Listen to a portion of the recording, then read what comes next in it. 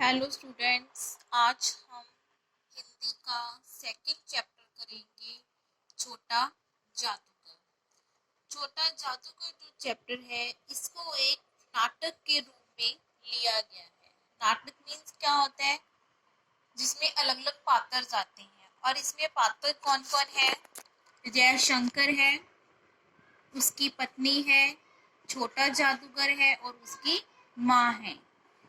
इस नाटक में 4 जनों का रोल है, जयशंकर, उसकी पत्नी, छोटा जादूगर और माँ। और जो नाटक है जयशंकर ने ही लिखा हुआ है एक छोटे जादूगर के ऊपर। इसमें क्या होता है, जयशंकर कैलकाटा आया होता है छुट्टियों में घूमने के लिए। छुट्टियों में वो घूमने के लिए कार्निवल के पास से कार्निवल के शोर व चहल पहल की आवाजें सुनाई पड़ती हैं। मतलब वो जयशंकर एक मेला देखने जाता है। मेले में क्या होता है आप सबको पता है कि मेले में बहुत रौनक होती है, झूले होते हैं, ठीक है। उसके बाद क्या करता है जयशंकर, वो मेला घूम रहा होता है, अचानक उसकी नज़र एक लड़के के ऊपर पड़ती है। उस लड़के ने फटे कपड़े पहने होते हैं, गले में मोटी सूत की रस्सी पहनी होती है, जेब में ताश के पत्ते होते हैं और जयशंकर फिर उसके पास चला जाता है।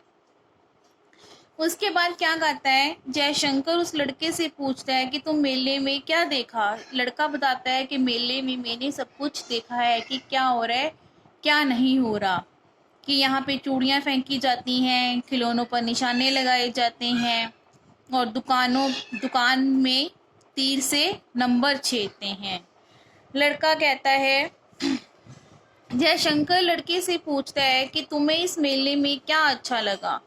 वो कहता है कि मुझे तो खिलौनों पर निशाना लगाना सबसे अच्छा लगता है। जयशंकर कहता है कि तुम्हें जादू का खेल अच्छा लगता है। वो कहते हैं जादू का खेल तो बिल्कुल बेकार होता है, ताश का खेल बहुत अच्छा लगता है जो सिर्फ मैं ही दिखा सकता हूँ। जयशंकर फिर उससे पूछता है कि तूने उस पर्दे के पीछे देखा है क्या हो रहा है। वो कहता नहीं, मैंने नहीं देखा कि उस पर्दे के पीछे क्या हो रहा है। वो पूछता है कि तू देखना चाहेगा। वो कहता उसको देखने के लिए टिकट लगेगी, पर टिकट के लिए मेरे पास पैसे नहीं है। चलो हम कहीं बैठते हैं और कहीं बैठ के शरबत पीते हैं।